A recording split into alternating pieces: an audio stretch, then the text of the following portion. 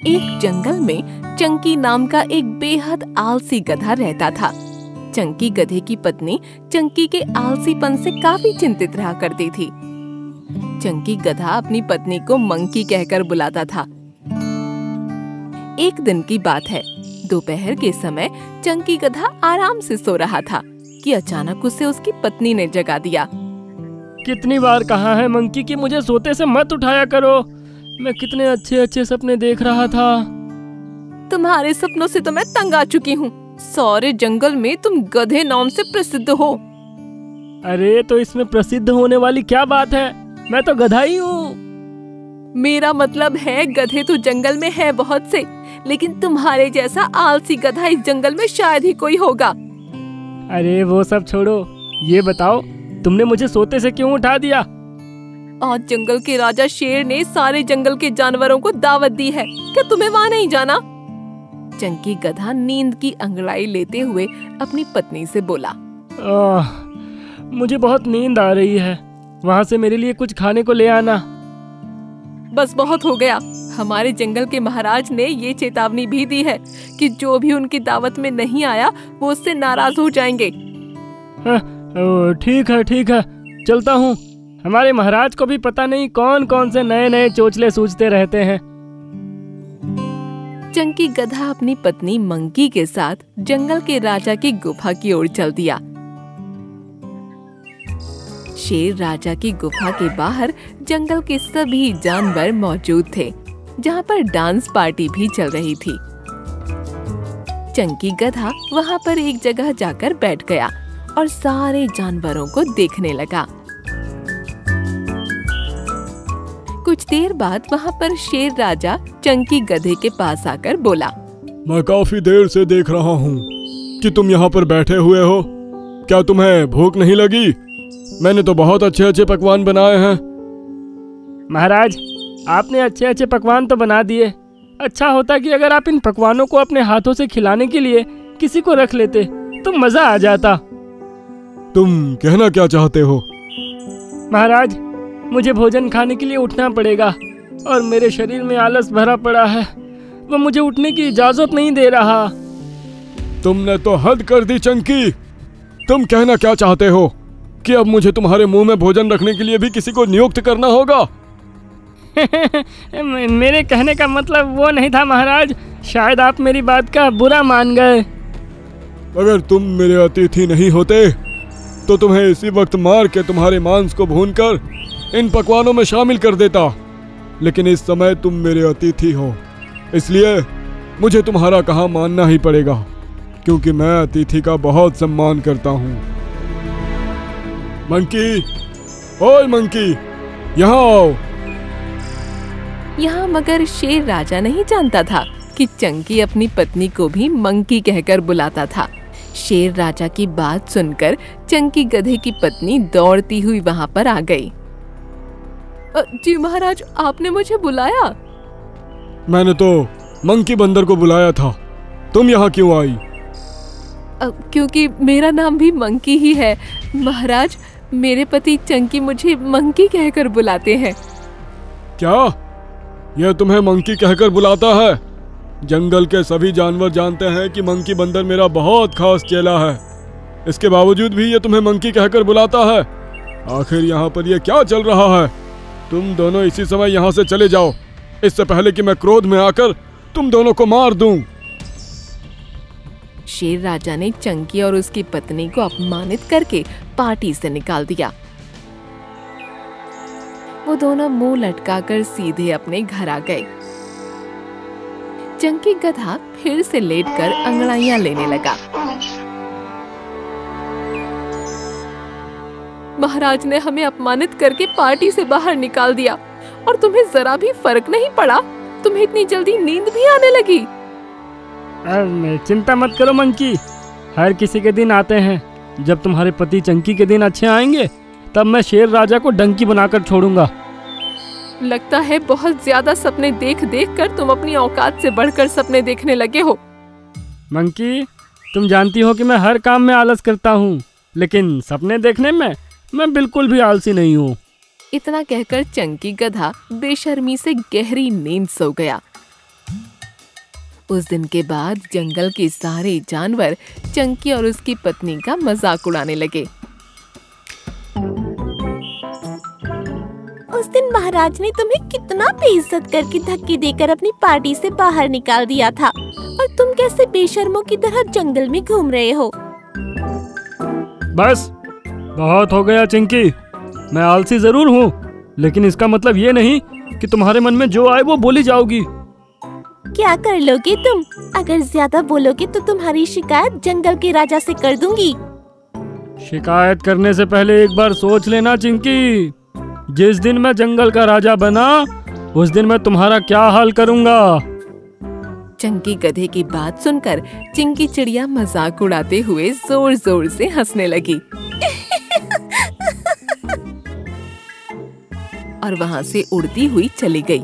चिंकी चिड़िया के मजाक उड़ाने से चंकी क्रोधित हो गया और वो गुस्से में एक पेड़ के पास जाकर खड़ा हो गया कि तभी उसने देखा कि एक साधु जमीन पर लेटा हुआ उठने की कोशिश कर रहा था।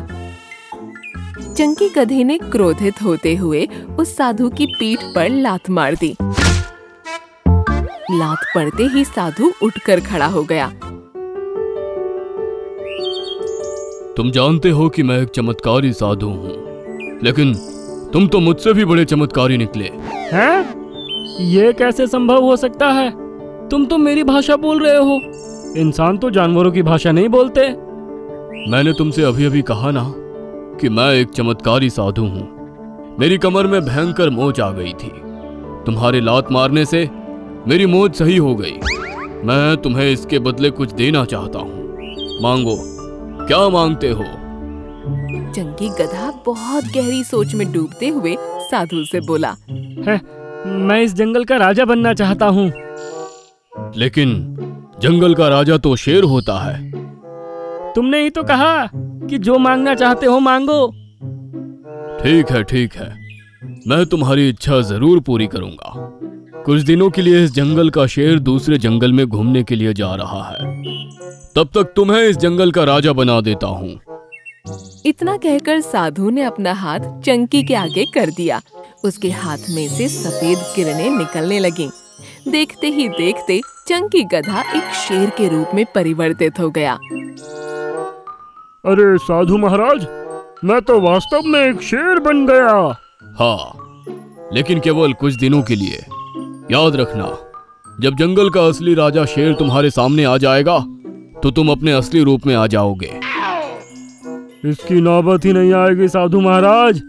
जब वो मेरे सामने आएगा तो मैं उसे मार दूंगा। तुम ऐसा नहीं कर सकते। अच्छा, लेकिन क्यों?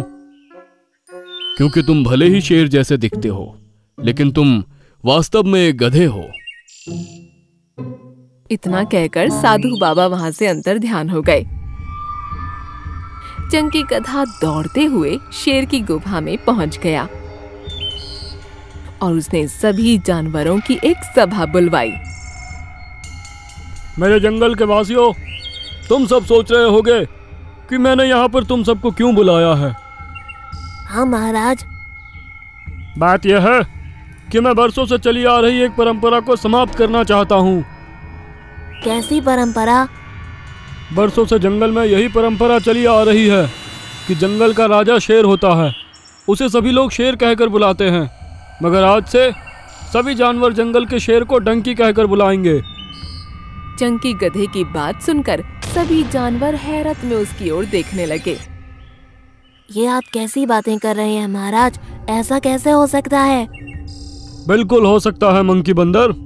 मैं जंगल का राजा हूँ, मैं कुछ भी कर सकता हूँ। मंकी बंदर, आज से तुम मेरे लिए भोजन लाने का काम करोगे।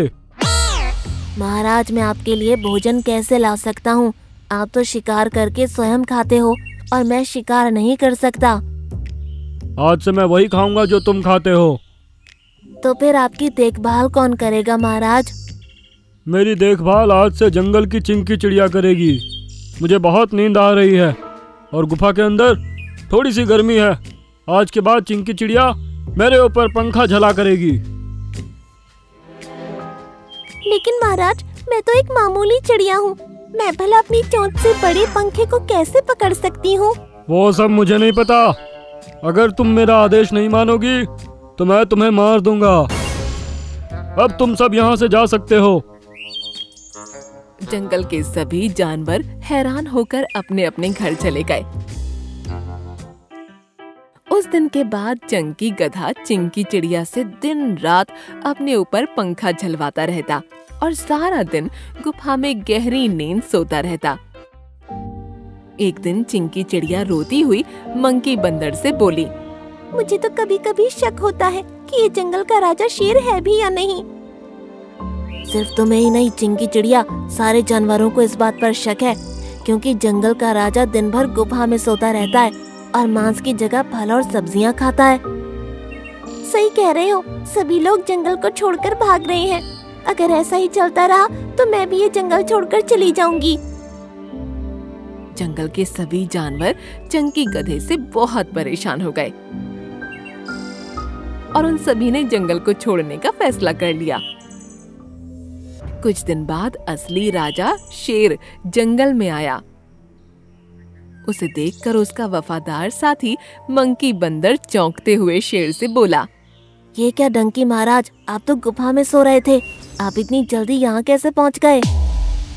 ये तुम कैसी बातें कर रहे हो मंकी बंदर? तुम्हारी हिम्मत कैसे हुई मुझे डंकी बुलाने की? महाराज, आप ही ने तो कहा था। मंकी बंदर ने सारी घटना शेर को बता दी। चलो मेरे साथ, वो जरूर कोई बहरूपिया होगा। जंगल का असली राजा मैं हूँ। शेर राजा क्रोधित होकर गुफा में पहुंचा। शेर राजा को देखकर चंकी गधा अपने असली रूप में आ गया। ओह, तो वो तुम हो चंकी गधे, जिसने मेरा रूप लेकर सारे जंगल में जंगल के जानवरों की नजरों में मुझे डंकी बना दिया है। मैं तुम्हें जीवित नहीं छोड़ूंगा। तभी वहाँ पर वही साधु प्रकट हो गए। इसे छोड़ दो शेर राजा, मैंने ही कुछ दिनों के लिए इसे तुम्हारे रूप में रहने का वरदान दिया था। लेकिन इसने तुम्हारे दिए हुए वरदान का गलत फायदा उठाया। इसने तो शेर के नाम का मतलब ही बदल दिया। तभी वहाँ पर चंकी गधे की पत्नी आ गई, जो अपने पति चंकी गधे को बहुत दिनों से ढूंढ रही थी। इन्हें क्षमा कर दीजिए महाराज। शेर राजा, ये एक गधा है और गधा गधे की अकल की बात करेगा। मुझे क्षमा कर दीजिए, मैं गधा ही अच्छा हूँ। शेर राजा को चंकी गधे पर तरस आ गया। उसने चंकी गधे और उसकी पत्नी को छोड़ दिया। साधु वहाँ से गायब हो गया। उस दिन के बाद चंकी गधा पूरी तरह से सुधर गया।